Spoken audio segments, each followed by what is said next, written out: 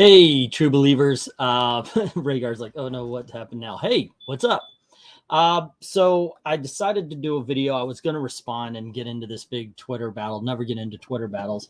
But I saw a tweet and I responded to it.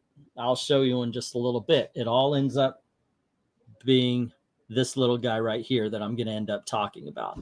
All right. You know this little guy, but you don't recognize this little guy, but he's one of the most important figures in comic book history. What's going on right now is I'm doing more of a video than a live stream. It's just I'm doing it live.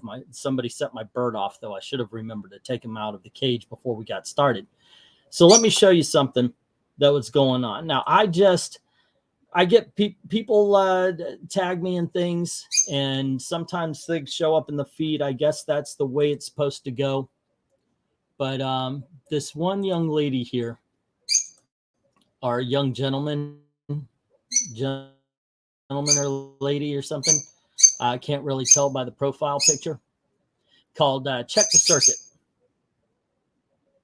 Hello? Okay. Yeah, the bird's not going to let me talk. So a friend of the channel, Geek Hero here, he goes, comics and geek mediums were rarely about real shown, except in the cases of actual good and evil. Now the current caretakers use what we always love to lecture real fans and call us bigots. All right. So this person here, God damn it. Hold on. You're lucky I don't pop your freaking head off. You manage to do this every goddamn time I start talking. Here you go. All righty. I got to admit, I love the bird. I love the bird, but he pisses me off sometimes. Hello to your ethereal dragon. Now he's flying. I don't know why lovebirds have to tweet while they fly. Come on. You know, okay, just stay over there then. So anywho, this person, Check the Circuit, goes on to say, no American comics is a Jewish art form established by penniless refugees whose parents escaped death and who changed their names due to anti-Semitism and reputation, fighting conservatism, and made Marvel and DC, Superman, Batman, Spider-Man, SJWs, Black Panthers, Miles Morales. Okay, sure. SJWs? We're going to get to that in just a touch. Now, I do not, by the way, consider ignorance an insult. I just don't. I really do not consider. I mean, look, the way it was presented to me is ignorance is not knowing. Stupidity is not wanting to know. So I said, this is an ignorant statement because I knew where she was coming from. I knew that, or he, I think this is a he actually. I don't know. Okay. So anyway, I kind of figured that where Check the Circuit was coming from was that these two are the creation of comics. Okay. Let me stop sharing right here. Now, you know who they are. That's Siegel and Schuster, the creators of Superman. A lot of people say, oh, comics are a Jewish medium because the people who launched the superheroes were Siegel and Schuster, a couple of Jewish guys. They created Superman to be the Aryan Superman that I guess Hitler always wanted, but let's make him Jewish. So according to people like Check the Circuit, Superman is Jewish because he was created by Jews, and there you go. Okay. But I hold a different meaning of creation of comics. The first comic, The Adventures of Old Buck, there's a video on this channel where I actually read that, and that was like long before. That is in the Victorian age.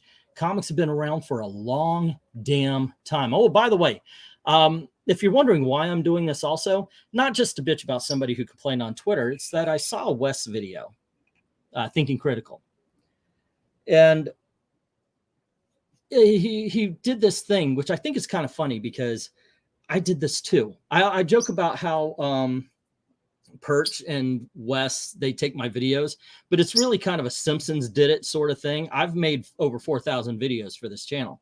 And when I hit 10,000, I was asked, how do you succeed at YouTube? Well, this is when I was on the rise and I didn't get shadow banned. So I made a video that Wes made today, which was 5 ways to succeed on YouTube. And he said something that was really poignant. Who are you talking to? What is your, what's your niche? what are you doing? And this is what I used to do. This is what I used to do. I love the history of comics. I love the history of comics. And I love comics, not just, of course, reading them. I mean, that's the subjective part, but there's a history behind it. Couple of the immigrants, their parents are fleeing from whatever it is. They're going from one country to this one because they heard that the streets were paved in gold. And remember, at the time Superman was created, we weren't in World War II, but World War II was starting to kick up. We didn't hear, by the way, in 1938 about the Jewish persecution, though. That is a big difference. So I love the history of comics, but it didn't begin with these two. It truly did not begin with these two. If I'm going to pick, even though The Adventures of Old Buck even predates what I'm about to show you and who I'm about to show you, I truly believe that comic books were created by this man right here. This is Richard F. Outcault. And what happened was their comic strips were becoming popular in newspapers, and magazines decided, hey, you know what? That's a great idea. Let's get in on this game. And they decided, let's go find our own artists. Let's go find people who can do this stuff. And we need to jump on this particular bandwagon. Okay. Problem is, where are you going to find them if magazines and now newspapers are grabbing up all the good artists, all the good writers and everything? And I believe it was Puck magazine. Excuse me. I'm doing this by memory. Okay. I don't know if Puck was the name of the guy who said this or if it was the magazine he was working for, but he says, I know a guy I could get for you. And it was Richard F. Outcault. And he had seen things like the Brownies. He saw stuff like that. And by the way, if you really want to define the Platinum Age, the Platinum Age was really an age of experimentation with comics. Not so much in storytelling like the 70s and 80s would be, but more of how are we going to present these? Because you would have things like the Brownies, which would look like this, hardcover.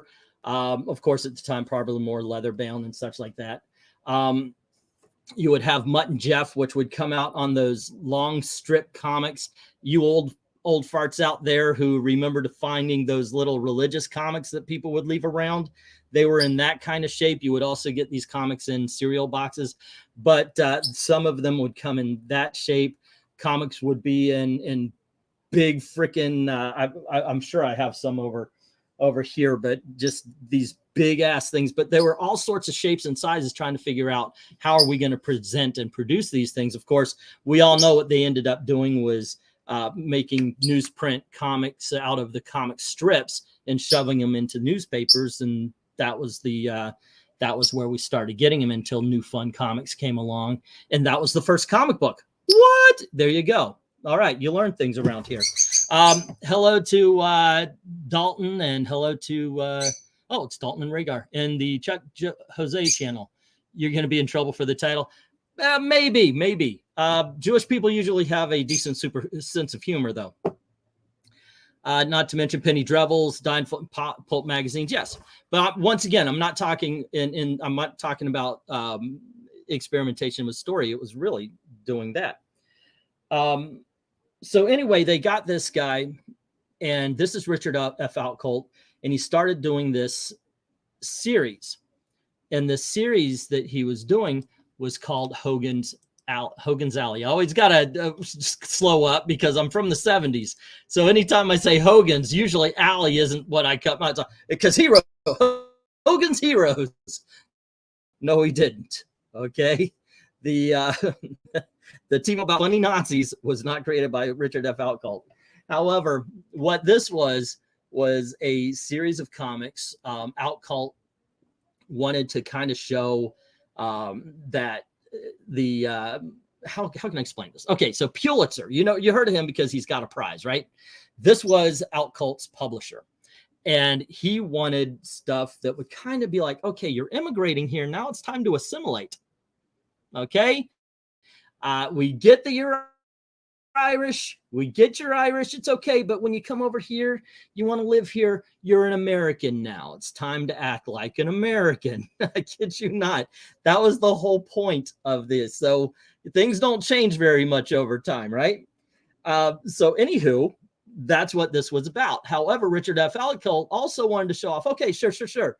You want us to assimilate, but how are we going to do this if we're living in like this? This right here, by the way, the caption to this. Now I'm paraphrasing the caption because I don't know if this was supposed to be a joke, but it was something like, even though our standings in society have us living in a low-rent flat in a brownstone on the poor side of town, I know I'm paraphrasing even now, we still deem ourselves way too high to be hanging out with the likes of you. And these are the other kids in the comic there. Okay, so basically it was saying, yeah, you know what, we may be poor now, but once we were rich and you're still shit. You know, that's what they're saying. So he wanted to show that what happens is you can have some rich, affluent Irish people come over and all of a sudden they're living in poverty. What are you going to do about this? And so you have the politics thrown in. Now, this is where people always get shit wrong when you're on the side of this, when you're on the freaking left side of things and you're saying, but politics were always there. SJWs were always there and progressivism was always there because, hey, Captain America punched Hitler. No, he didn't, by the way, unless you're only counting that cover. Yeah, big secret. I found out myself, because I am just now reading all the way through the Captain America Golden Age. Guess who Captain America never punched? As a matter of fact, when Captain America and Bucky met Hitler, Bucky punched Hitler. Okay, so let's get that shit off the table. All righty. I thought, wait a second. Oh, everything I knew about life is gone because when I read it, I was like, Bucky punched Hitler? Are you with me now? Are you kidding? Okay. So when you get people like this, who by the way is saying that here you go. I didn't show you the response, so allow me to. Now, once again, this person says, no, American comics is a Jewish art form established by penniless refugees whose parents escaped death, who changed their names due to anti-Semitism, blah, blah, blah, blah. I said it's an ignorant statement. Comics were around long before Superman, to which they replied, if you don't know that American comic books is a Jewish art form, started and established by over 90% Jewish folks who also created almost all of the original characters as well as the major companies, then you are poorly educated and ignorant about comics. And by the way, God bless you, Gene the Meathead, or is it Method? Method Gentry, who, by the way, posted this right here. You just called it England team of all people ignorant. That is brilliant. Thank you very much. And that's what caused me to go, wait a second. You know what? I used to do content like this all the time. I used to do historical videos and all. I actually tried to do this as a video. I really did. But on the third round, I was like, God damn it, just turn it on and start talking. All righty. Let's see. Partially because journalists from prominent publications lied about, what are we talking about? Superman isn't Jewish. He's an American also. Yeah. It really depends on whose origin. I prefer the John Byrne origin, which had his birth matrix open on Kansas soil. This is an American, guys. Superman is an American. Superman should never be written as an alien, in my opinion, because he only knows Earth and he only knows America, period. He has what do they call it? An academic knowledge of Krypton, but he has no life experience as a Kryptonian. He only has life experience as an Earth person. as a human with extreme powers, which, by the way, shouldn't even make him feel alien, because all around him are people with extreme powers. As a matter of fact, if he were to say who's the most impressive, it would be the human who built himself, who made himself be able to stand side by side with the gods. So there you go. Soups did fly to the UN and face trial, though. There you go. Oh, the Star Wars was always political corral. It's the same thing. It's the same thing. But they don't understand what's going on with it. And here's the deal. I think I said this already. Excuse me if I already did. Politics back in the day was more vague. And by that, I mean the bullying is bad. Okay, yeah, we all get behind that. Bullying is bad. We understand this. Nowadays is you're a bully, therefore you're bad. And that's what they're saying. This person right here said that back in the golden age, conservatism was being fought by superheroes back in 1938, 1940. No, it wasn't. And that's where they get it wrong. They focus on it. Used to focus on the topic. Now it focuses on the people. The topic is the people. You know, let's take Miles Morales, for example. I don't know a lot of people who don't like Miles Morales as a character. Like, Miles Morales can be a great character. A lot of people say when he was in the Ultimate Universe, he was great. There was need for him there. There's no need for him in the 616. So why not give him his own identity? And that right there, forget about what I said before. All you know is you don't want him to be Spider-Man because you hate black people. That's what they say. They don't even listen to what's going on. All right. There is one thing I want to point out. I mentioned how the guy who created Hogan's Alley here is he was the creator of comics. But the thing is, he had a rival. And this one you guys probably know about. As a matter of fact, last year they made a movie based on his creation here. Let me see if I can't get him here. This right here. His name is Winsor McKay. And he did a comic strip called Little Nemo. You probably know Little Nemo from Slumberland. They made a movie about it last year. They had Jason Momoa in Slumberland is what they called it. By the way, nobody cared about the gender swap in that movie because I think nobody actually figured it was a comic book film. But they had a rivalry. So each of them wanted to create the best comics and such. I think it really was Outcult had Quantity. He did the Hogan's Alley, the Yellow Kid. He did Buster Brown, which went on to be famous. And of course, Winsor McKay had Quality with the Little Nemo. So check that out. I brought up the picture. I didn't talk about him. I wanted to throw that out there because I think he's important in the creation of comics as well. Let's see what he said. They also confuse any politics with their politics because they aesthetically believe every good perspective is actually there somehow. Yeah, well, listen to them whenever they, like the person that I'm talking about here that called me out for not knowing about comics. They were saying that they were fighting for SJW or whatever. And I talked to another person who said SJW is good. No, you don't understand what it is. If you're saying that SJW, woke and everything like that is acting and reacting to only immutable. What am I trying to say, Dalton? You know, you usually finish my sentences when I'm struggling. They race or sex or whatever. That's all they care about. You can't talk to or challenge a black person on anything other than race, not ideas. And that's what they believe. And that's why they are and always will be wrong. If you put a modifier on the word justice, it no longer is justice. Traits, thank you. Characteristics was what I was thinking about. Little Nemo started in 1905. Wow, that's a long time. But I recommend it. Anybody check those books out. Check out the comics.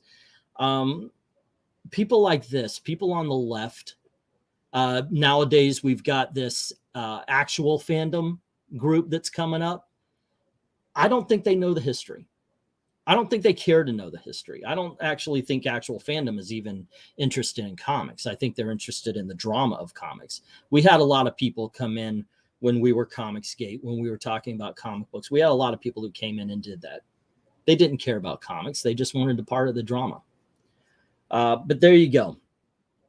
If you want to think that because I think that these two Irishmen had more to do with the creation of comics, I mean, superhero comics, you got me all the way with Siegel and Schuster. I am absolutely in 100% agreement with you.